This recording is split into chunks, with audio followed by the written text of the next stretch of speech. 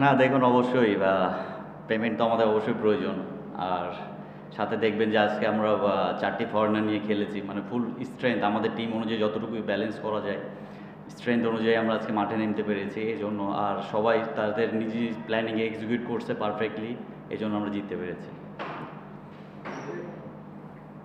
যেটা বললেন, মানে আজকে সকালবেলা তো একটা সংখ্যা ছিল যে আসলে আপনারা খেলবেন কি খেলবেন না, পেমেন্টটা ফুল হয়েছে কিনা, মানে 25%।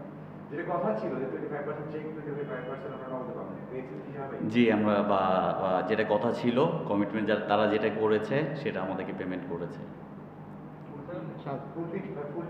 জি, ফুল টিমেরই হয়েছে।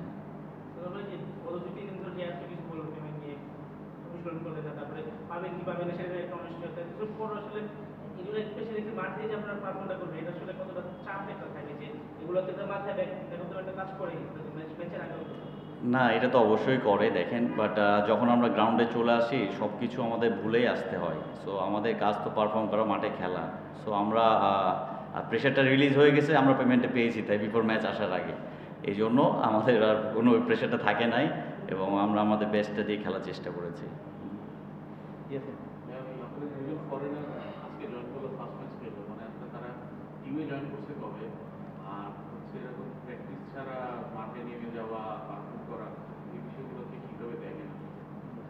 ওরা গতকালকে আসছে এবং দেখেন ওরা অনেক ফ্র্যাঞ্চাইজি খেলছে এবং অনেক দিন ধরে ক্রিকেট খেলে। সো তারা মেন্টালি অনেক স্ট্রং। তো এই কন্ডিশনে এর আগেও তারা খেলেছে, বিশেষ করে দায়াল মেবি। সো তারা অ্যাডজাস্ট করে ফেলেছে। জি, মানে আদর্শ একটা টিমের জন্য বা কালকে এসে আসলে খেলা মানে আদর্শ আদর্শ না, দেখেন বাইরে থেকে আসতে হলে তো অনেক কিছু মেনটেন করে তারপর আসতে হয়। লাইক আপনার জানেন যে এনওসি লাগে, তারপরে টিকিটের বিষয় থাকে, অনেক কিছু ক্লিয়ারেন্স লাগে।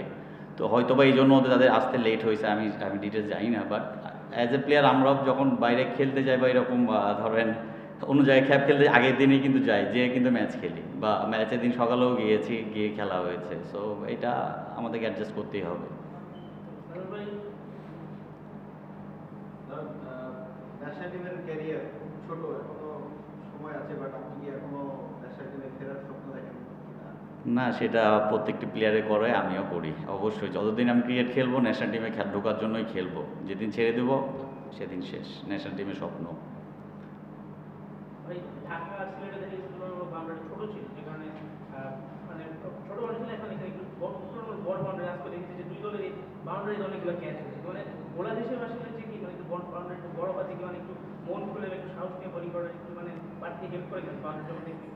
এটা অবশ্যই দেখেন, বাউন্ডারি যদি একটু বড় থাকে বলারদের জন্য একটু অবশ্যই সাহস যোগায়।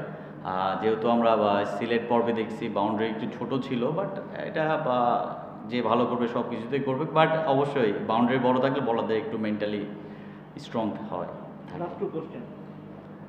যেমনটা আমরা দেখছিলাম যে রাজশাহী কিছুটা ফ্র্যাঞ্চাইজি টিম হিসেবে ব্র্যান্ডিং এর পিছিয়ে আছে, আপনারা কি ব্যাকটাও পর্যন্ত পাননি। এই ম্যাচ জয়ের পর কি সেই জায়গাটা ঘাটতি পূরণ করতে পারবে কিনা মালিক?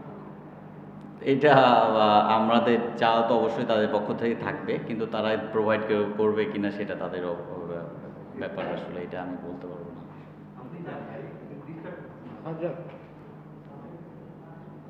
এবার তো মানে ব্যাটিং উইকেট হয়েছে, মানে বোলাররা একটু চ্যালেঞ্জে ছিল, বিশেষ করে লেফট আর্ম স্পিনাররা।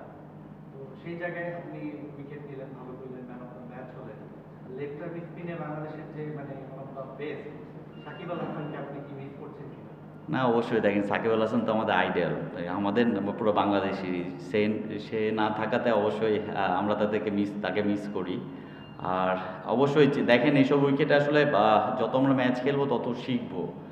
তো এইসব উইকেট অবশ্যই challenging, but at the time আমি যদি ভালো পারফর্ম করি এই জায়গাটাতে বা যে কোনো প্লেয়ারই করে অবশ্যই এক্সট্রা তাকে বুস্ট আপ করবে। Okay, thank you. Thank you.